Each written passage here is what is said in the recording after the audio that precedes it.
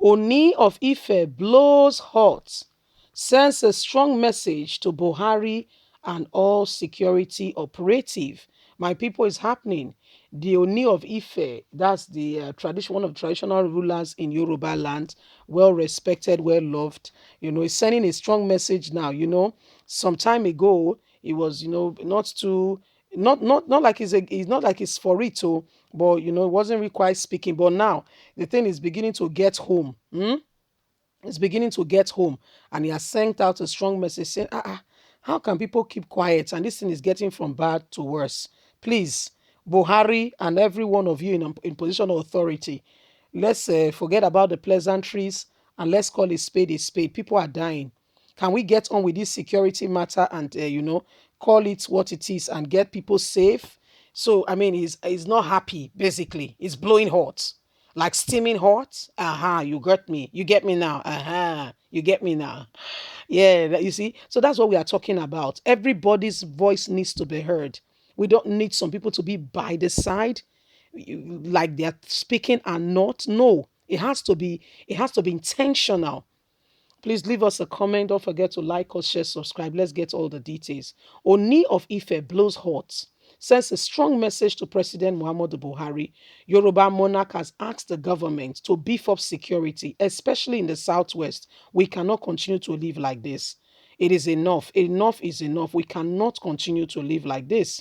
The Oni of Ife has earlier on today in a meeting spoken about the insecurity situation currently going on in the country, especially in the southwest, and has sent out a message to the government to consider and take security matter as paramount, beefing up security, especially in the region of the southwest. We cannot continue and afford that our farmers be killed, kidnapped, and asked for ransom. A lot is going on, and the government needs to own up to responsibility.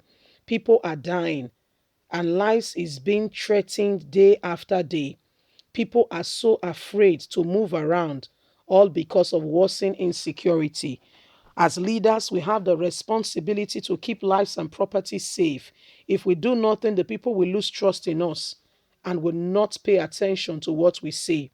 We can order and make things in place if we are ready to actually do this. He said this while attending to some chiefs and how the security situation of the country has gotten worsened. The Alafi of Oyo and the Oni of Ife have have expressed displeasure over the dimension of insecurity and how the dimension has taken another turn. They have taken another turn in Nigeria. They spoke also at the 51st birthday celebration of the Ara Akokofo of Yoruba land, Gani Adams, on Saturday. The Alafi also spoke regarding the banditry and kidnapping ongoing and the momentum violence being instigated in Yoruba land. The first class monarch also, however, charged the federal government to be proactive in ensuring the Southwest is safe and for her residents so that they can live a peaceful and a quiet life. We are peace-loving people and we do not need all this that is going on. He called for the security of the armed forces to ensure safety of Yoruba people, as this is where we call home. We have no other home. Gani Adams also thanked the people for coming and also spoke highly of the safety of all at the Southwest. And to make sure that we are all safe, we must all be on guard and be ready to defend our land. So these are traditional leaders. Gani Adams had his 51st birthday over the weekend, and these are some of the things that happened. Oni of Ife spoke at that event, and also the Alafi of Oyo also spoke. And Gani Adams himself spoke at the same event with regards to the security situation that is currently happening in the country. And they are appealing to the government to do the wise thing, to do the wise thing, to take the bull by the horn. You see, I think that people just need to get on and take things seriously rather than waiting for the government to come and do one thing for one person, you see, because we have to get on with it. Amutekun came up and the Attorney General of the Federation could not even hear of it. He was all hell bent and saying, how come? Which Amutekun?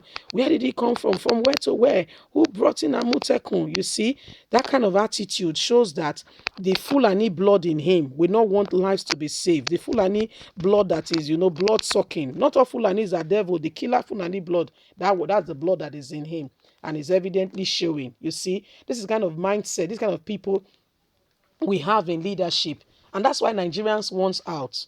That's why you have things like the Oduduwa's Republic, you have things like Biafra Republic. See, these are the kind of people that do not want the country to go well. And everybody now has a duty to ensure that we do not allow such people to govern our lives. Because when you look at what they are doing, because they have people who are around them, they've never felt what people are feeling, the fear, the insecurity, lives and properties being threatened and all. So they just carry on, they galavant the place, and they, take decisions at their own place and their own position and do not care what really happens to Nigerians.